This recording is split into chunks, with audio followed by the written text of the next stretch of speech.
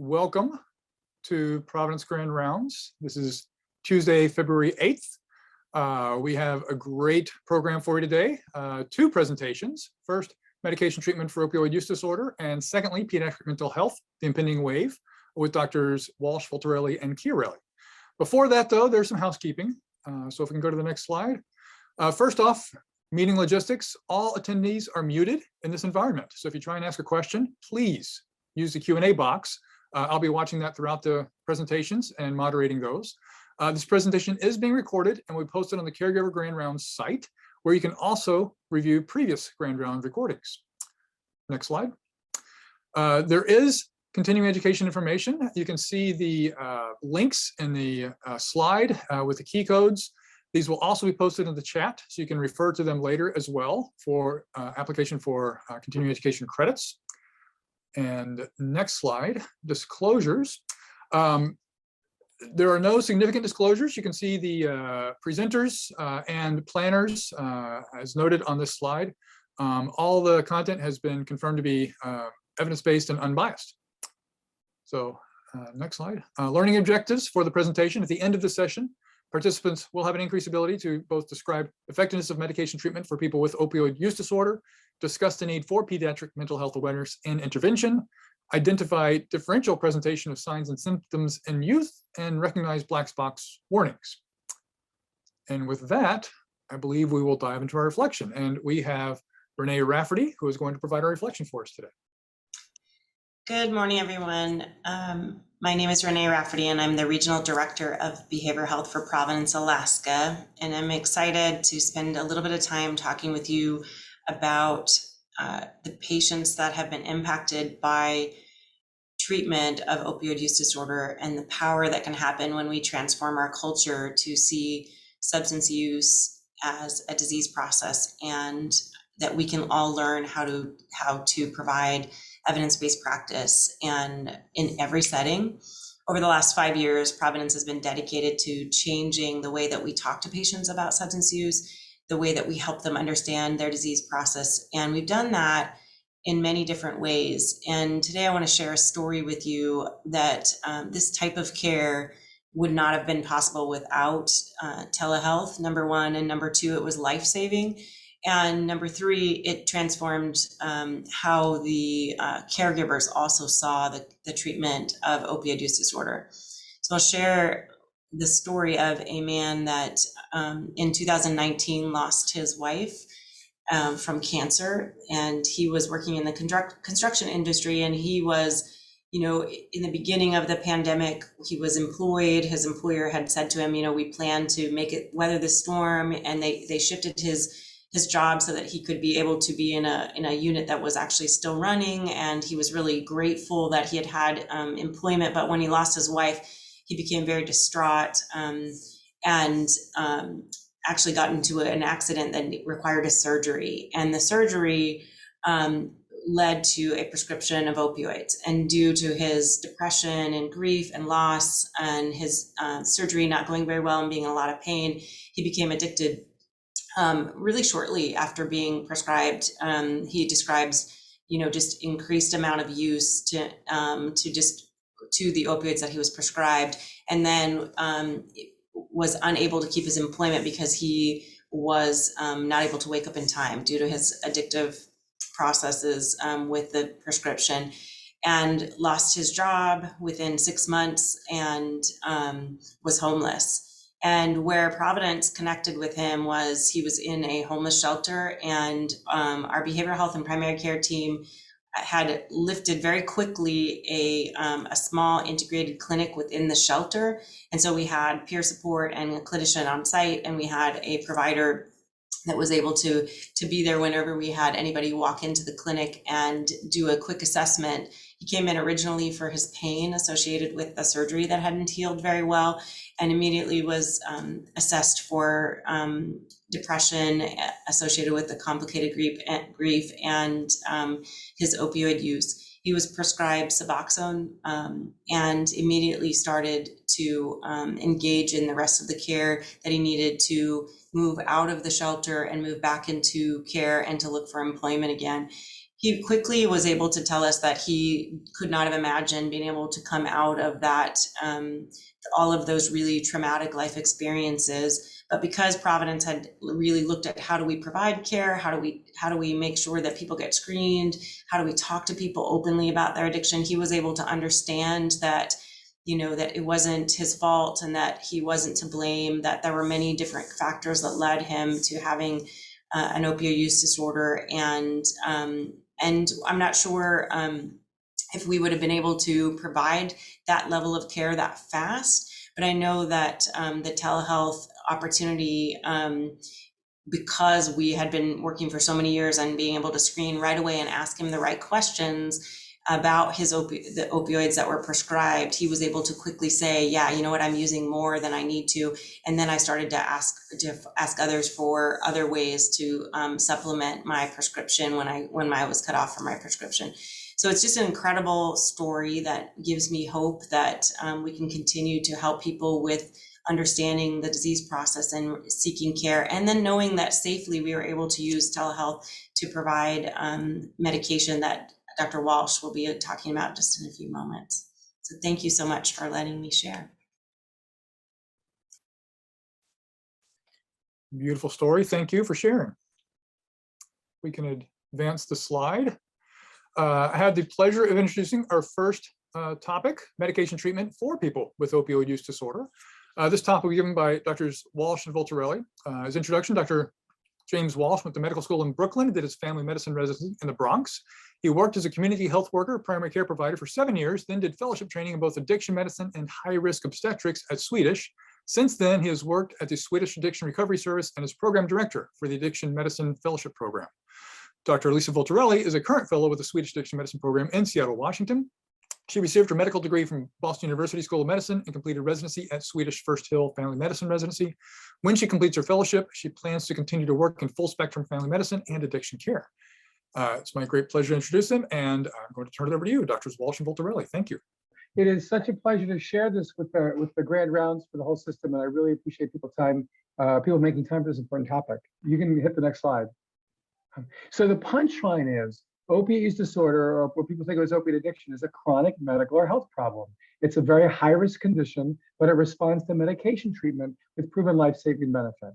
What we're really good at throughout the whole Providence St. Joseph system and the hospital and the clinics is using medications to help people with chronic health problems. What you're already good at is exactly the skill set needed to treat our patients with opioid use disorder, to both prevent their deaths and also to help them rebuild their lives, as Renee described so beautifully. Let's hit the next slide.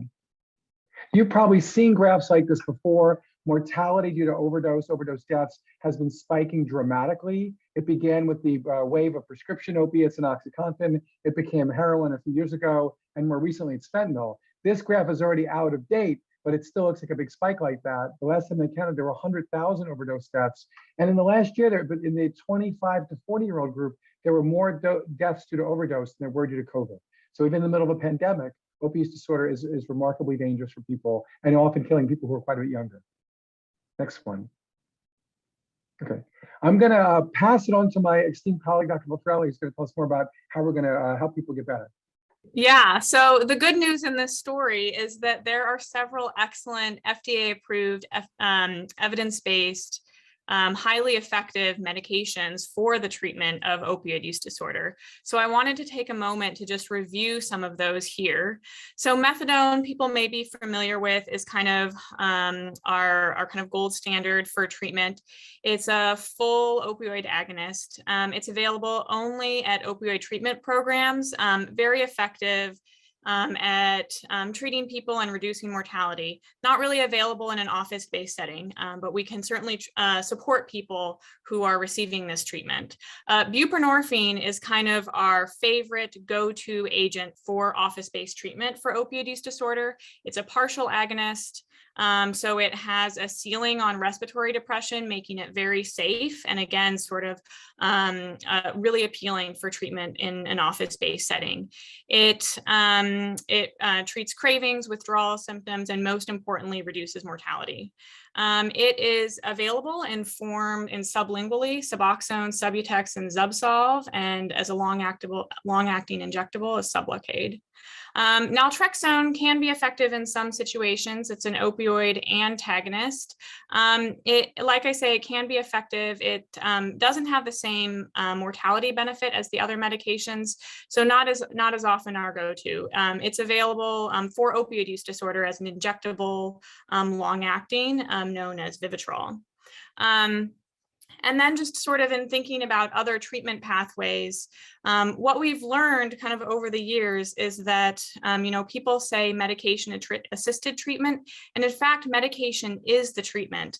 In the absence of treatments with medications such as abstinence-based treatment, like rehab, or psychological-based treatments or detox, those ones are actually associated with an increase in mortality, making medication sort of the common thread and cornerstone for any effective treatment plan for opioid use disorder.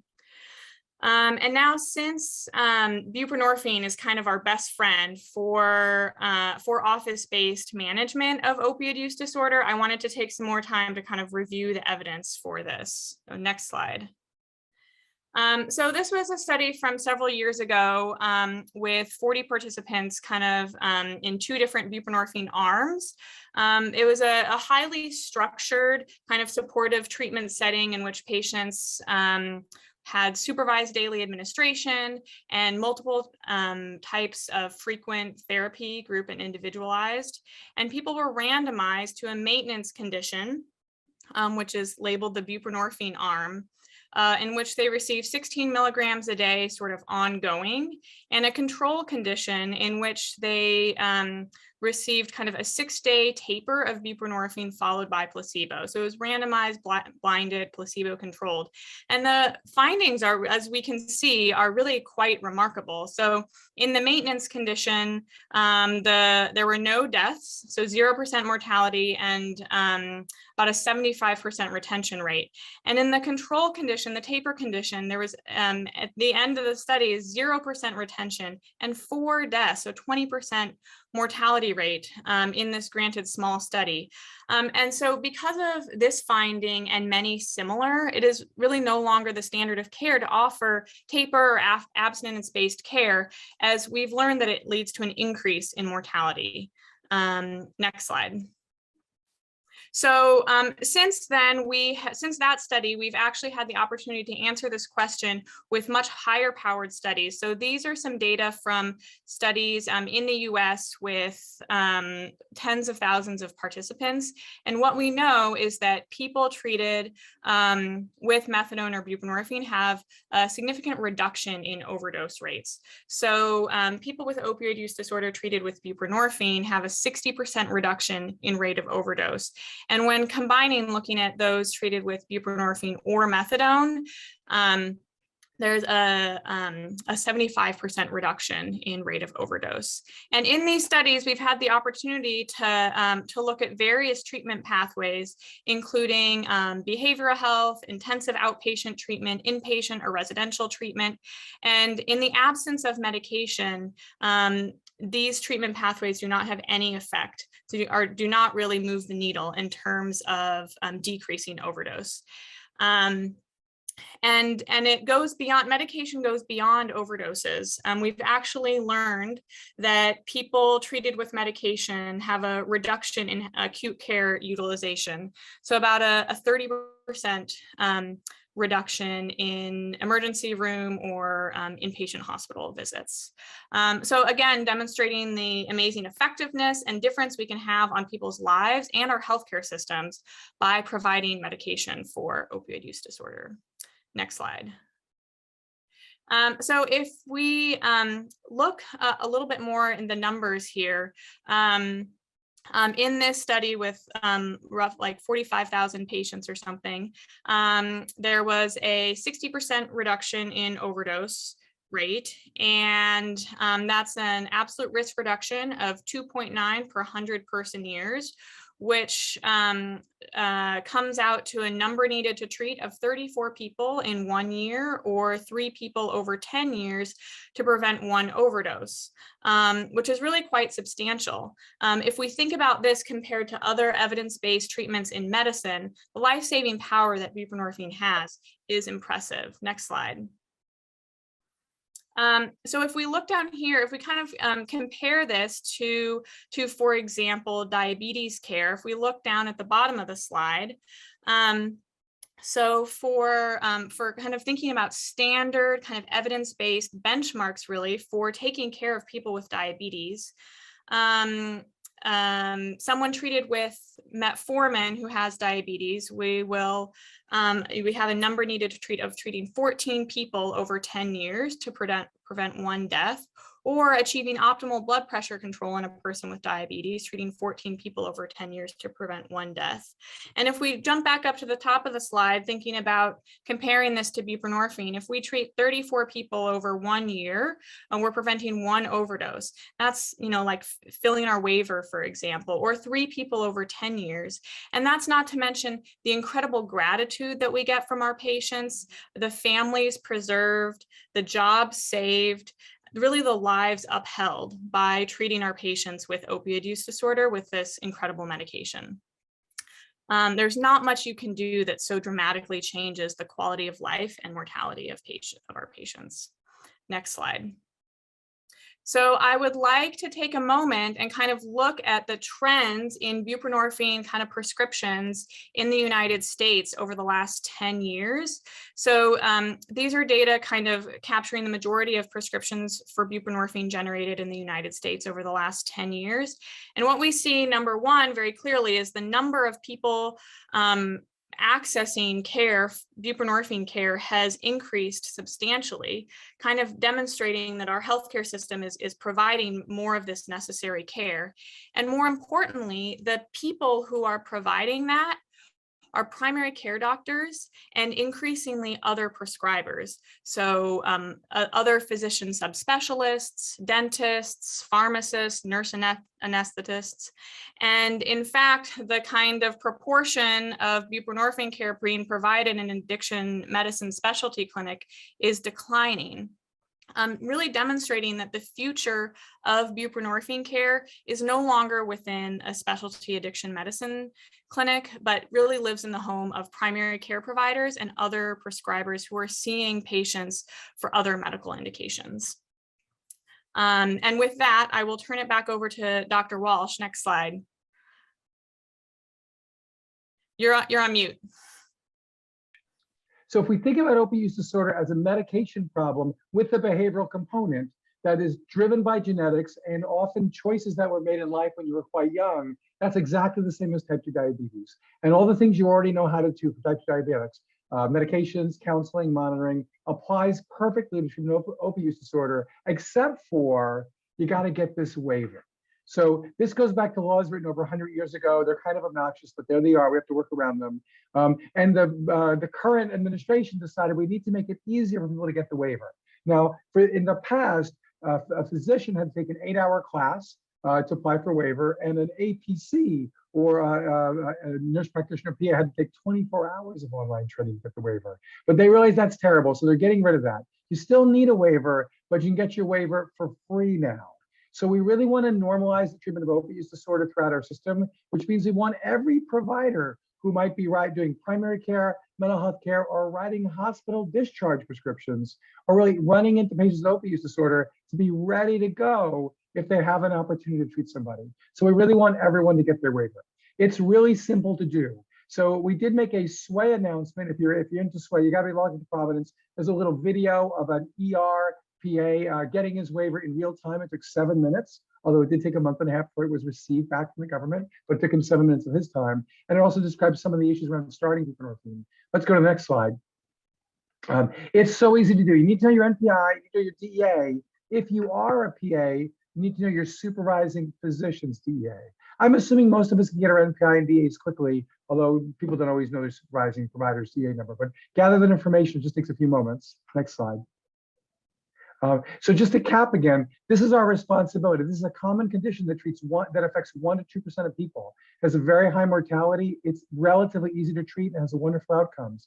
Treating this condition as opposed to stigmatizing it, as Renee will speak to, has profound changes not just for the lives of the people we treat, but honestly for the whole healthcare system. It helps support trauma-informed care. It helps reduce stigma and judgment throughout the system. It's a really big deal. And we want this to be part of what we embrace throughout the Providence State justice system.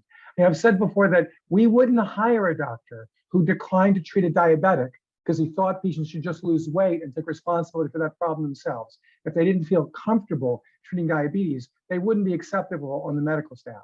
And we are trying to get to the same place with opioid use disorder, that it's a normal part of what we do and that every provider is accepting, empowered, and ready to go.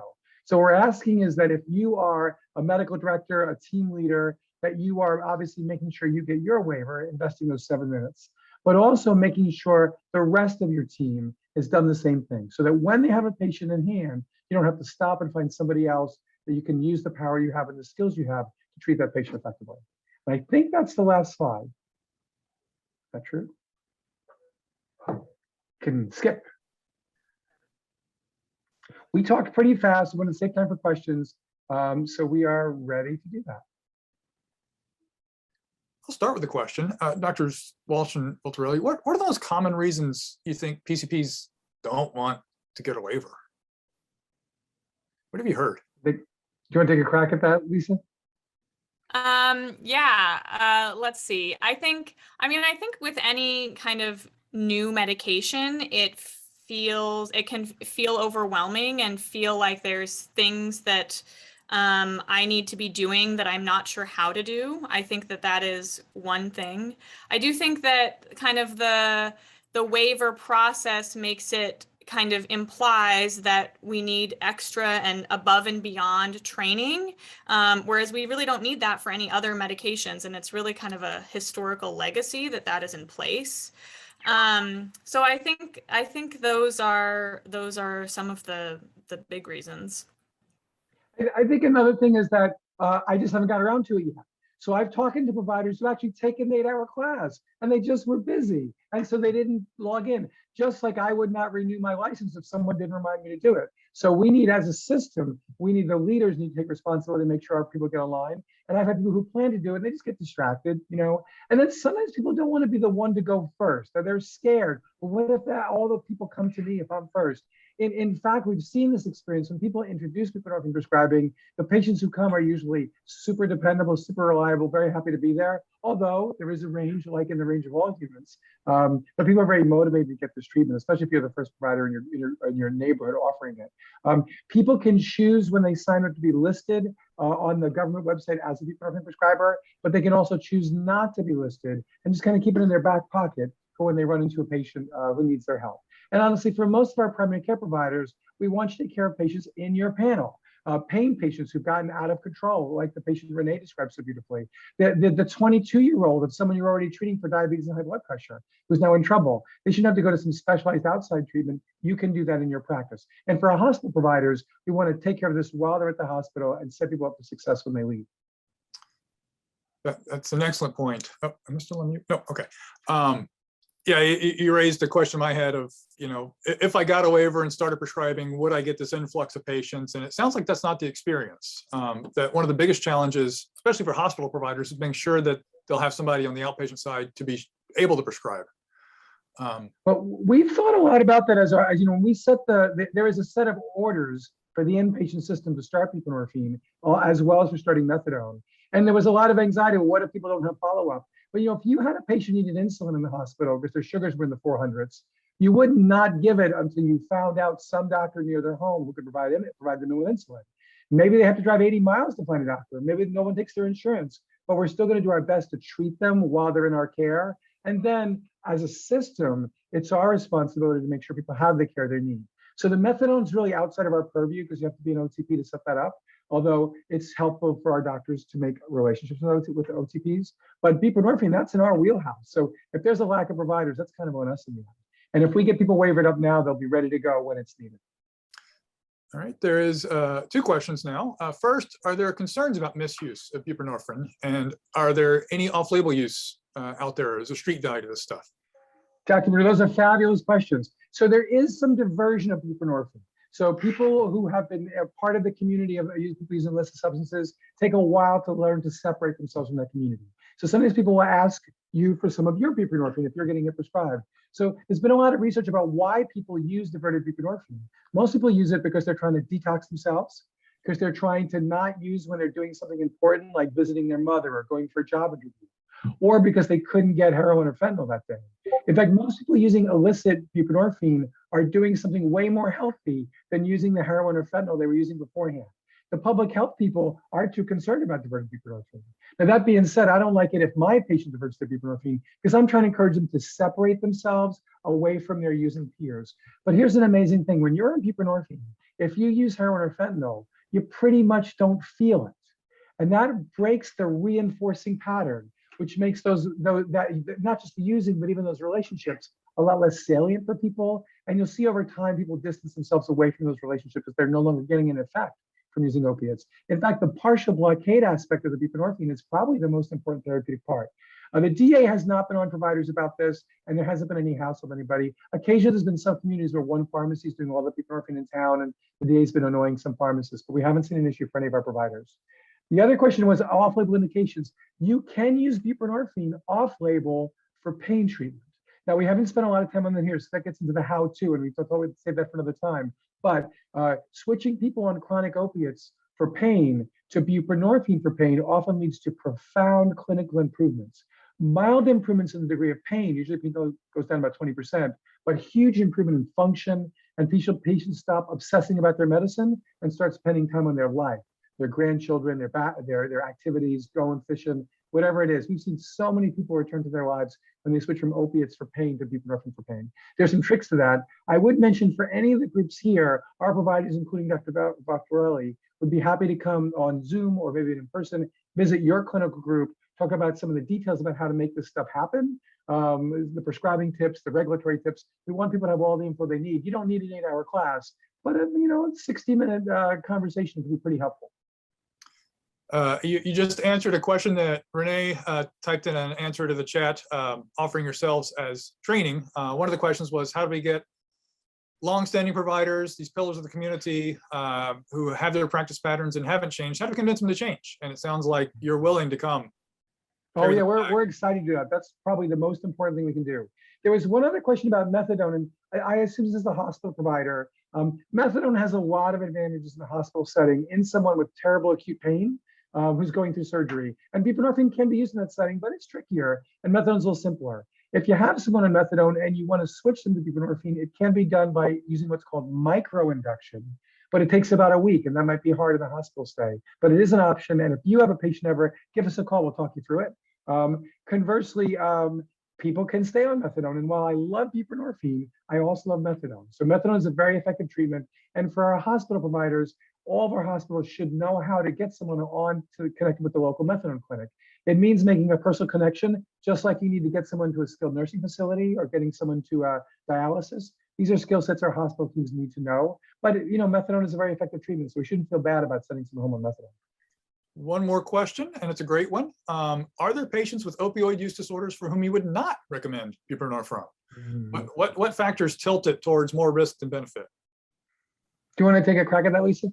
Yeah, that's a great question. I think that, I think patients know themselves really well. And I think that I see myself as a buprenorphine prescriber, as someone to be able to offer that to a patient if they feel like that is something that is worthwhile to them. And I think it is always worth trying. I think sometimes people need support in addition to medication, certainly not instead of, but in addition to. And so sometimes if people are needing extra support, finding ways to offer kind of added treatment for their addiction in addition to medication, but not necessarily, not necessarily instead of. I would say to speak of that a little bit more, if someone wants to be on methadone instead of buprenorphine, that's fabulous. Do you mind going to the methadone clinic every day? I'm happy to go. It works for me. You're awesome. I support you 100%. That's different than someone who doesn't want to be on any medication. And again, our clinicians are familiar with this. You have had a patient who needs insulin who doesn't want to be on insulin.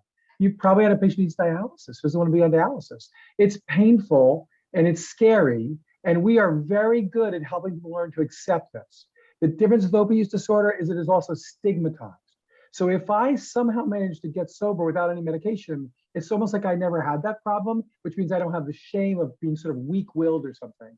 That's a problem that is created by the system outside of the patient. And honestly, ourselves and our hospital systems help create that stigma. It is a very stigmatized health condition. So I can tell you a story about a young lady who was in the hospital. She was only 21, and she had endocarditis. It had gotten so severe, she had to have all her toes amputated because she was so hypotensive at one point. Very hard for a young person. She didn't want to be on any medicine because she was embarrassed about the whole thing, and her parents were against it too.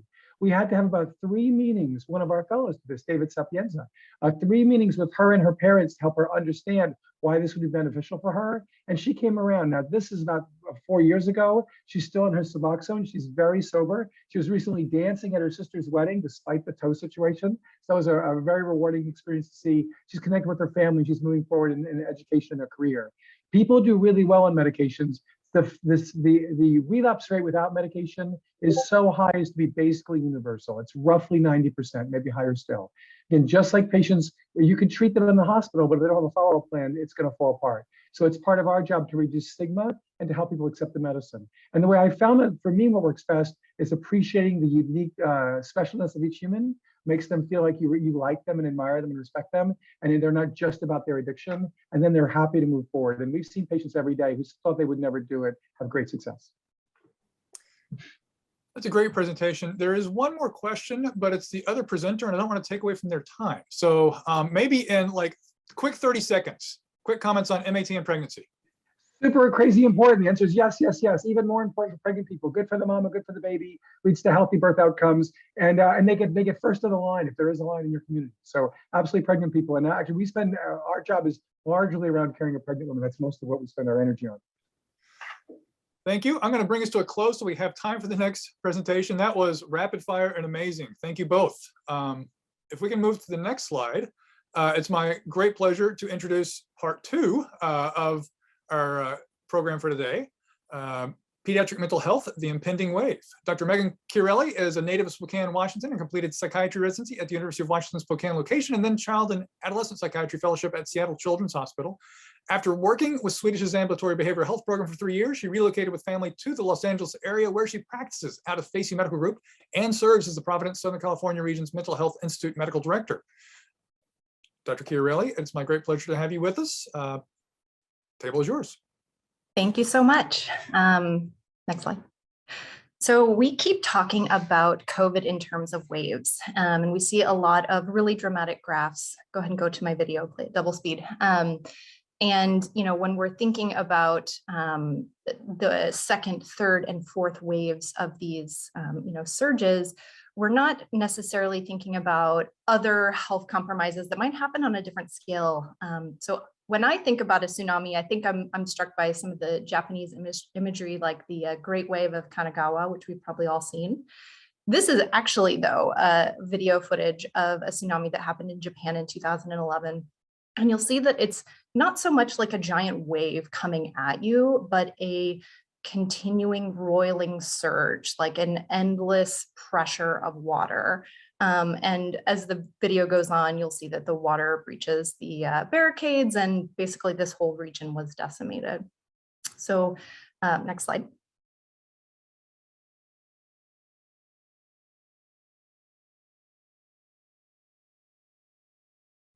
So we're hearing this, we're hearing the sounding of the alarm from people that are working in our pediatric settings. In October of this last year, the AAP, ACAP, and the Children's Hospital Association all issued a joint declaration of a national emergency in child and adolescent mental health. So the people who are working with these children are recognizing it and joining forces to ask for change. Next slide. Additionally, in December of 2021, the US Surgeon General released a 53-page advisory on youth mental health. And I found this quote to be particularly compelling, especially with everything that's going on. Be a tragedy if we beat back one public health crisis, only allow another to grow in its place. And it's actually a good read. If, I have some links at the end. Next slide. So backing up just a little bit, the crisis of youth mental health is not new. COVID certainly has moved things along, but even prior to the pandemic, Mental health challenges were the leading cause of disability and worse life outcomes in youth. 1 in 5 children at the ages of 3 to 17 had some sort of mental, emotional development or behavioral disorder. And more than half of those kids don't end up receiving any kind of treatment. Regarding suicide rates, which is one symptomatologic aspect of mental health and in many ways sort of the culmination of youth pressures and impulsivity, but they've been steadily increasing since 2010. And I have a more detailed graph on this later. But by 2018, suicide was the leading cause of death for kids aged 10 to 24. So there's a lot of factors, and we play a piece of this, scaling down to the very individual level. If we have friends, family, loved ones, and community that we're a part of and we're interacting with youth, but certainly as members of the healthcare team across the continuum. Next slide. So this is an article from 2016 that the New York Times came out with, and I think that this is like a blow to the gut, right? At that time, it's when the first time that suicide overtook motor vehicle accidents as a leading cause of death. And this is for children aged 10 to 14, which up until, about the early 2000s was not really a demographic that we saw great concern in. In fact, they weren't even measuring it for kids under the age of 10 for many years. Only more recently have they started keeping track of those statistics. Still a very small percentage, of course. But we see that a lot of the there's an increase in suicide deaths, but we also see that there's a dramatic decrease in traffic accidents.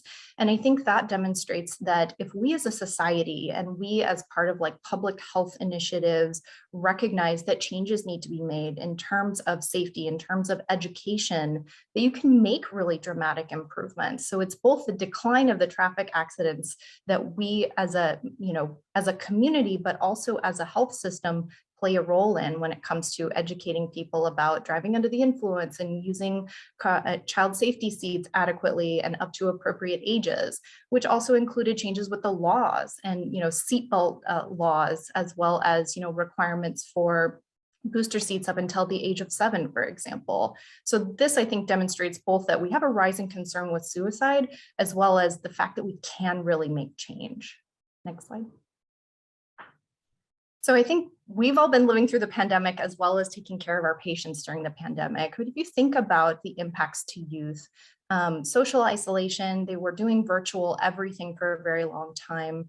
They also were missing out on a lot of, extracurriculars and other things that are typically part of child development, whether that's sports teams, if that's, Cub Scouts, if it's some sort of music related activities, all that really ground to a halt. And we all know we were invested in it when it was, let's flatten the curve. We're going to spend a couple weeks at home. We're going to make sourdough bread and, enjoy FaceTiming with grandma and grandpa. But as this is drug on, and certainly in most of our Western states here, our kids were on virtual schooling for, the better part of a year and a half. This also decreased access to services and predominantly in communities of need. So whether that was kids with existing academic, emotional, behavioral disabilities, certainly patients who had any in-home services, those all came to a stop. Also, kids just missed out on a lot of normal milestones. And, this picture is of a girl doing her graduation ceremony virtually. And as an isolated event, certainly that's not maybe the worst thing that's ever happened, and certainly better than having a poor outcome due to a COVID illness or those in your immediate circle. But those things there is an additive effect there. There's also been academic concerns, and I think we're seeing, again, the American Academy of Pediatrics came out very early on after virtual schooling was sort of de facto source of education for more than half of the country, that kids were going to be missing out as far as academics, early interventions. And yes, children are resilient. We also have such an opportunity in this development window that if missed, we may not have that opportunity again. And this isn't to minimize the fact that there are also children who've had COVID, the illness itself, and who have been impacted by the, say, long COVID or other sequela of people in their immediate circle, having COVID infection and quarantining. Next slide.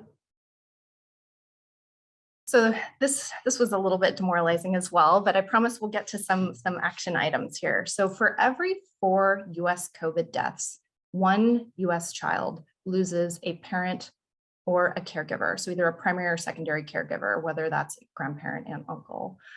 So, at the height when I put this talk together in January, we were having more than 1,000 COVID deaths a day. So you think this is an additive effect. We are going to have a big generation of people who experienced an early life loss of an important caregiver. So as of June 2021, 140,000 kids in the US had lost a primary or secondary caregiver. And certainly with the subsequent waves after June 2021, that number has increased. And that is losing a primary adult figure is one of the ACEs, adverse child effects. And this has been shown to have lasting impacts on behavior and health, both as far as mental health, but also additionally, I like this chart because it looks at things that you wouldn't think about necessarily. So you can see if kids have 4 or more ACEs, and some of the other ones are, for example, domestic violence in the home, a parent or a relative with drug or alcohol issues. There's a big list of adverse outcomes for youth, but you can see things like broken bones, COPD. I don't know how we explain exactly broken bones, except perhaps the laydown of minerals, but this speaks to lifelong emotional and physical health impacts. Next slide. So this, I'm sure people who are working in our emergency departments can attest to this as well. But as of early 2021, the study showed that ED visits for suspected suicide attempts were 51% higher for adolescent girls for the same time period in 2019, only 4% higher in adolescent boys. We could try to theorize on why that is. Girls tend to make more suicide attempts by non-lethal or less lethal means. Boys, when they attempt suicide, very often choose, high lethality. So we may not be seeing them in the emergency department. 75% of hospitals in that same study reported an increase in boarding time, both duration and frequency. And that average duration of boarding was anywhere between 4 and 43 hours. So, the assessment process during which people are just waiting, and in many cases not receiving any type of meaningful treatment or intervention, unfortunately, because not all of our EDs are, globally, the big we, have, pediatric specialist resources in the emergency department and are really just trying to get those patients to where we feel they're going to be best served. Next slide. So I stitched this together and I'm pretty proud of it. But this is looking at suicide death trends in the United States for the age group of 15 to 24. So the first graph comes out of a 1987 study. They didn't do a whole lot to try to explain what the ebbs and flows were in any way that I think is clinically relevant to today's practice. But you'll see that we did have an increase, and that started to come down in the late 90s into 2000s, that picked back up again around that 2010 time period. And we're now at the highest point ever. So this came from the CDC data brief from February 2021. So we're nearing 15 suicide deaths per 100,000 in that age range. Next slide. So when we're thinking about diagnosing depression, we use the same DSM criteria, but it might look different in youth. So we might be looking at different things. And, both in addition to the stresses of COVID, likely bringing some of these things to the forefront, or perhaps causing, stressors in life that might have made children and adolescents more likely to have these symptoms, but perhaps even just more face-to-face time with parents. If people are working from home and doing virtual school, they had a better window into, how their teens were actually functioning. So in children and adolescents, it's much more common that you're going to see mood lability, mood swings or irritability instead of just like sadness, and crying, for example. A low frustration tolerance, just feeling bored and sort of apathetic, not really having that same level of engagement, the communication that kids were, prior to an onset of a mood episode. Having tantrums, socially withdrawing, including from peers, that would also be of concern. And sometimes this might manifest as somatic symptoms, a lot of, stomach aches, headaches, or otherwise just unexplained physical symptoms, or even as anxiety and resistance. Next slide. So I want to touch on the black box warning, and for a lot of people, you've probably heard this already, but I feel like we all need to be on the same page as care providers for what this risk actually looks like, because this is included at the end of practically every commercial nowadays. And this is just the Zoloft egg, but nearly every drug that has a televised commercial now talks about telling your doctor right away if your depression worsens, unusual changes in behavior, thoughts of suicide, and that this can specifically increase these risks in children's, teens, and young adults.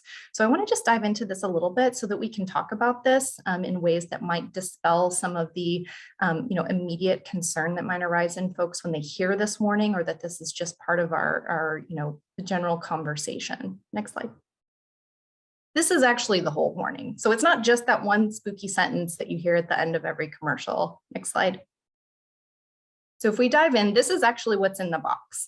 And this came from fluoxetine. So patients with major depressive disorder, both adult and pediatric, might experience worsening of their depression and or the emergence of suicidal ideation or behavior or unusual changes in behavior, whether or not they're taking antidepressant medications. So that's my emphasis on the bold. Suicidal ideation, suicidal behaviors are one of the diagnostic criteria for major depressive disorder. So we don't want to throw out the baby with the bathwater when we're thinking about, could something be an actual symptom that we're trying to target? Or if we're opening up this discussion, about suicidality, information might come to light that was not previously available, and that we need to be able to actually talk about the real risk in that individual patient. And that basically the disorders themselves are the strongest predictors of suicide. So these are two of my main talking points when I'm working with patients and families who raise this concern, or even when I'm doing consults to pediatricians or other people who are taking care of children in their practice. Next slide. So in truth, the black box warning actually only applies to people under the age of 25. In the studies that prompted this warning, there was no increase identified in adults aged 25 to 64, and there's actually a decrease in patients aged 65 plus. So for people who are 25 plus, like, black box warning technically doesn't apply to you. There were actually no suicides in the pediatric trials. So the language that they use, suicidal thoughts or behaviors, is very specific to what we're actually looking for. There were actually some suicides though in the adult trials, but it didn't reach statistical significance. So, they couldn't draw any conclusions on that. But again, it's not technically part of the black box warning. And because of the nature of how we study medications, there's a really brief, they're not typically longer than, 12 weeks. So we don't really have a great sense of whether that can be extended to long-term use. But there is evidence from the maintenance trials, placebo-controlled in adult patients, that say that it does seem to delay recurrence or future depressive episodes. Next slide. So this warning came out in 2003 to 2004-ish. There was a couple revisions, and we actually saw a big decrease in prescriptions for pediatric patients. And I'm the first one to say correlation does not equal causation, but we did start to see an increase in suicide rates, and it had been steadily declining since about the 80s. Fluoxetine was the first SSRI that hit the market, and that came out in about 1980-81. So, could there perhaps be an association between, reticence to diagnose and treat on the part of, the concern that arises with this black box warning? So looking at the 24 pediatric antidepressant trials, there was over 4,400 patients, and they did, like I said, it was statistically significant, but there was still suicidal ideation behavior in the placebo group. So we're looking at 4% versus 2%, still a very low absolute risk when you think about this. Of the SSRIs, fluoxetine has been shown to be perhaps slightly superior, and for a period of time it was actually the only antidepressant that was allowed by the NHS in the UK to be prescribed in youth, but that's since been reversed. So 3% with active drug and 2% with placebo in subsequent studies. So there's been lots of follow-ups on this to try to prove or disprove, make sense of this increased risk in this patient population. And they've really gone both ways. Some do not show evidence that it worsens suicidality or causes it to emerge, and others have identified a lower risk. Next slide. When we're thinking about the number needed to treat, again, I think this is very compelling. There's a range because each drug was looked at differently, fluvoxamine, fluoxetine, and the other serotonergic antidepressants. But the number needed to treat, somewhere between 3 and 10. So, when you think about the decrease in life functioning, the missed milestones, Medications are not a panacea, of course, but is certainly a tool in our tool chest, and we need to be able to have these conversations with patients and their families. Number needed to harm, again, different for the different drugs, but range between 112 to 200. In my practice, I can say that it's quite rare that somebody develops new onset suicidal ideation or behaviors that seems temporally related to the medication. And it is very idiosyncratic between the drugs. So, just like you might start sertraline and somebody ends up with a nosebleed or has nausea, you switch them to fluoxetine and they might not have that same negative effect. And it's unusual that they would have the same negative effect with two drugs. Next slide. So in terms of risk reduction, if we're thinking about improving life outcomes and decreasing suicide, more than 90% of those people who die from suicide have a diagnosable mental illness, and this is true across all ages.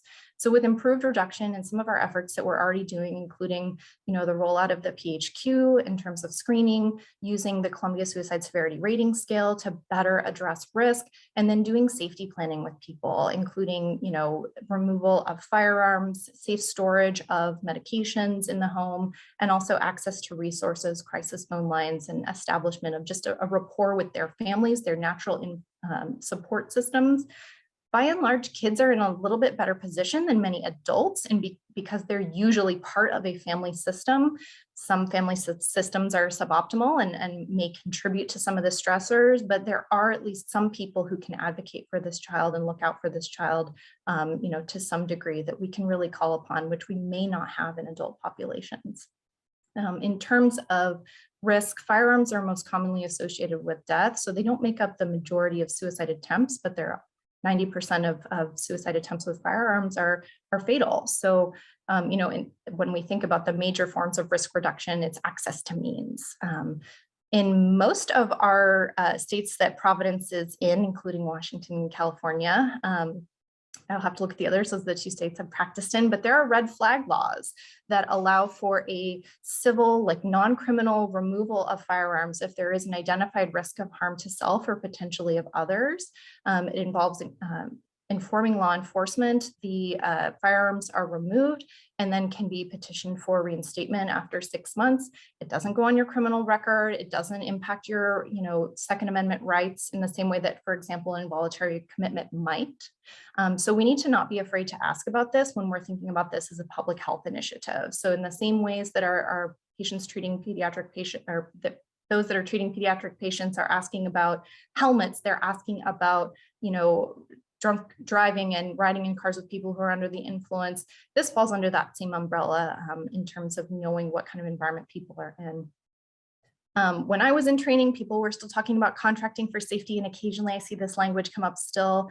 And what we found is that actually probably exposes you to risk in terms of medical legal liability. And it really doesn't do much in terms of actually improving outcomes. So what we want to do is do something proactive. If we recognize that there is a risk, we don't just want someone to promise that they're not going to hurt themselves, but we want to actually come up with a safety plan. This is like a fire drill.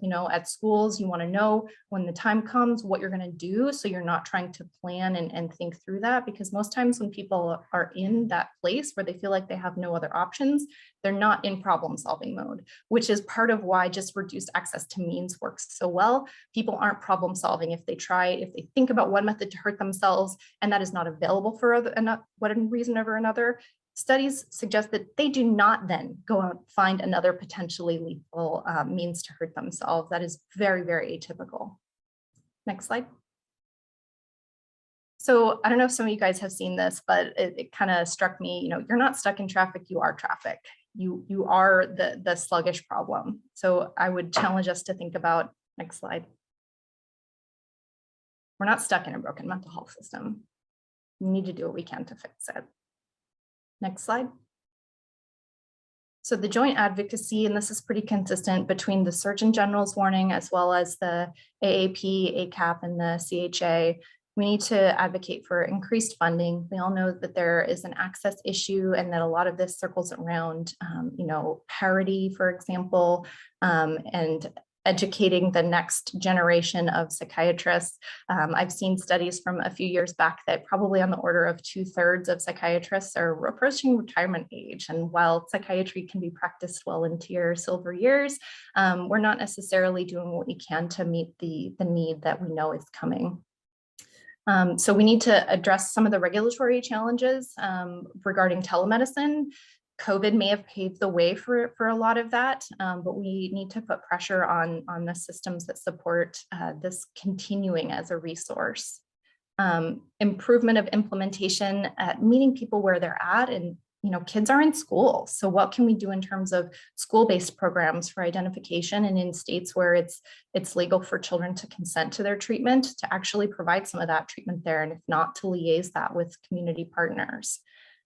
We need to have financially sustainable models of integrated behavioral health. And this work was started back in the 80s with Wayne Caton and perhaps even before, but it's just so far behind so much of the other reimbursement, within the specialties, the non-surgical specialties even.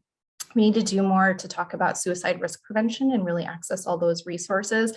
A lot of states have programs where people can access, like for example, in Washington State, you can buy firearm lock boxes. It's not subject to sales tax.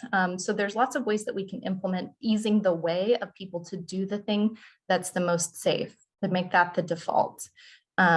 We definitely need to address acute care needs and access, and think about, for the period of time that pediatric patients, or really all mental health patients, are likely to be boarding, what can we do to be supportive? Can we craft safety plans such that perhaps somebody no longer rises to the threshold of needing involuntary hospitalization or hospitalization at all, and that they can be in a less restrictive setting and access the actual treatment that they need? Funding is going to be a big thing here. Like I said, school-based, community-based, really across the continuum. And trauma-informed, I think we can also, advocate for that. I know that lots of ministries have gone forward with, trauma-informed, education for all staff, because, like it or not, even if we're not intentionally operating a inpatient psychiatric unit, we are going to work with patients who have psychiatric comorbidities, or who are there even for a primary psychiatric concern, who are with us on our med-surg floors or in our emergency departments. And mental health parity is going to be another big thing. Obviously, the Affordable Care Act started that conversation, but it's still, we have a long ways to go. Next slide. Yeah, I think that's the end. I have resources, so open to questions. Thank you, Dr. Chiarelli. That was an amazing presentation. We are coming to the top of the hour, but I'm going to ask just one quick question. You started out by mentioning sort of the tsunami wave, and pointed out that a lot of these kids have lost parents, and with that, their social infrastructure. And then you point out that we've got a lot of stuff we need to do to recover from that. How long do you think it's going to take us to rebuild and recover from this COVID stuff? Well, having not been here during the last big pandemic that there was in the world in the teens, I think that the first start is just by doing something. We do so much talking about the problem, and I think it's going to take people to just take action. And even if it's not perfect on our first implementation, Providence as an organization is huge. We have, the ability to start programs, expand programs that exist in other places. A lot of our, mental health folks are connected across the system, so we don't need to reinvent the wheel in places. We can take, for example, the Work to Be Well program, which is designed for school-based mental health and is free, available online to anybody who wants to do it. So I think part of it's going to be, we can't do this alone. It's going to take a village to address this problem. We're going to have to, partner with community, county, school-based resources to try to implement things and advance them from there. Thank you. So we are at time. Both great presentations. Thank you, Dr. Chiarelli. Thank you, Drs. Walsh and Voltarelli. And I will bring this to a close. So thank you all. The recordings will be posted on the Grand Rounds website.